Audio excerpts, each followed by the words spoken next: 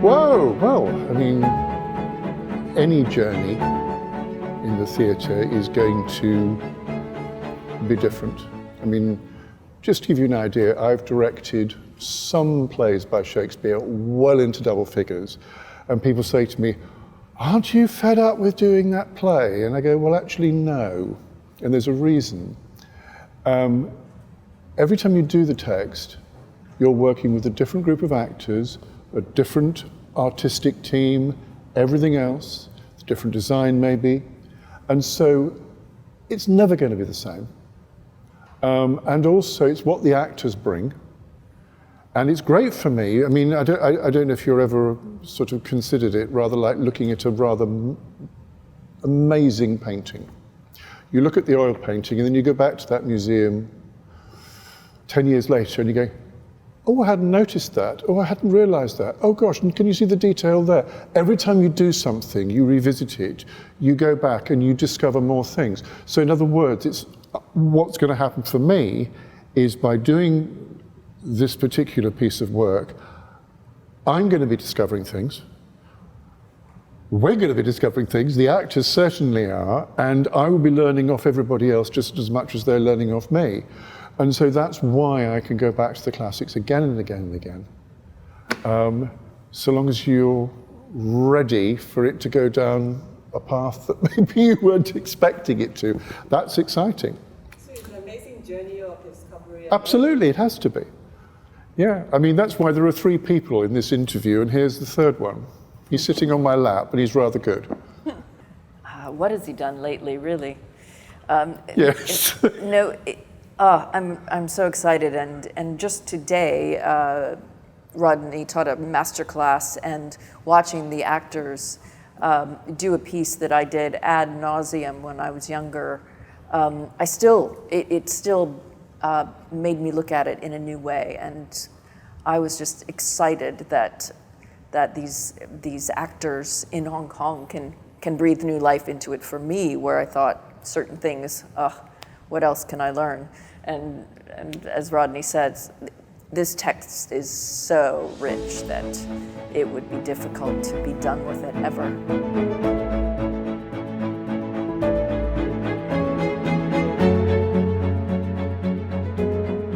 Well, I mean, I first did in Connecticut in 1983. I did King Henry VI, Part 1, Part 2, Part 3, Richard III, all rolled into one, but that was about 3.5 hours long. But then the full text is about 16.5 hours long. So the most important thing is that you look at the story, so that somehow or other you keep the story going. And then the other thing obviously I've done is, we met with the actors, is to make sure that in the process of telling the story, every one of them has got a good piece of Shakespeare to get their teeth into, because that's really what we're trying to do, is make sure that everybody is going to get an experience of this extraordinary stuff.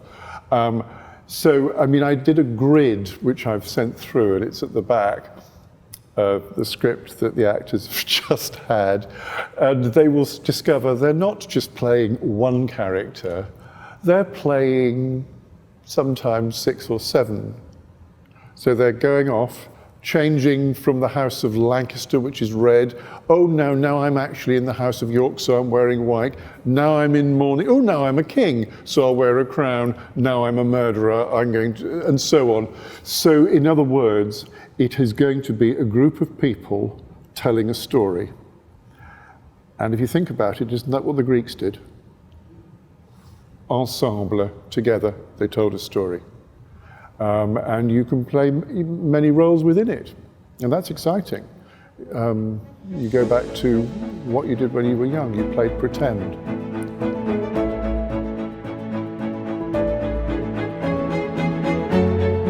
I would be very, very surprised, bearing in mind the number of people who end up dead in the course of this play, if we don't see some combat. Otherwise, they will have miraculously evaporated for no real reason. So yes, there will be some element of violence within the 90 minutes. Also, obviously, we've got to look at the amount of area we have, because please remember, we are dealing with social distancing. So how you do stage combat and keep socially distant is going to be interesting. I may be looking at long poles, for example, 6-foot poles, where you can actually do a form of fight which would have been based on whether it was a halberd or a spear or whatever, so that they get that experience. I'm going to be looking in the physical theatre stream, not necessarily in the production, at looking at some later work than Shakespeare, the 18th century coming out of France, where again you can fight at distance. What we can't do is what Shakespeare would have done, which would be Elizabethan rapier and dagger, where you would be very much breaking the 2-meter rule. Yeah, well, I stick to 2. That's why my long poles are 2, so that you can walk around going, too close.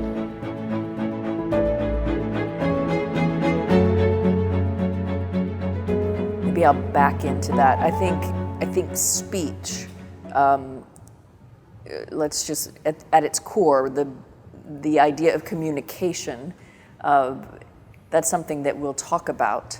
But I think, back to your first question, this really ties in, because everything is supported by breath, and it's the way we make everything new, don't we? Every time we take a breath, it's something different. That's why it's a different piece whenever we speak. It's not the same on night 1, night 2, night 3. It's always fresh, as long as we breathe. And so at the heart of what we're doing, from my perspective, is to infuse it with immediacy and spontaneity. The text work, I think, is wonderful too. I could get lost in that, and so we'll have to balance how much time we spend on breath and the body, of course, and where we hold tension and trying to release that so that we can take a full new breath every time. Well, it's taking it from the page and then realizing it, and that's where, I mean, which is absolutely vital.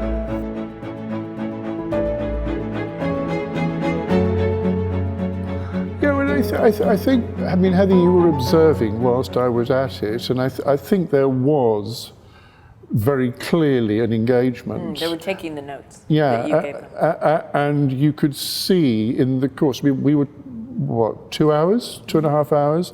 You could see the progression in 2.5 hours. So if you can see that progression that quickly, as people go, and they latch on to an idea. It could be, I was talking about rhetoric, for example, the rhetorical devices. They get that, go, and so they start to make the discoveries. And that, in the end, of course, is what we're after, is that the actors, with our help, will make these discoveries. And in doing that, that's when they bring something alive.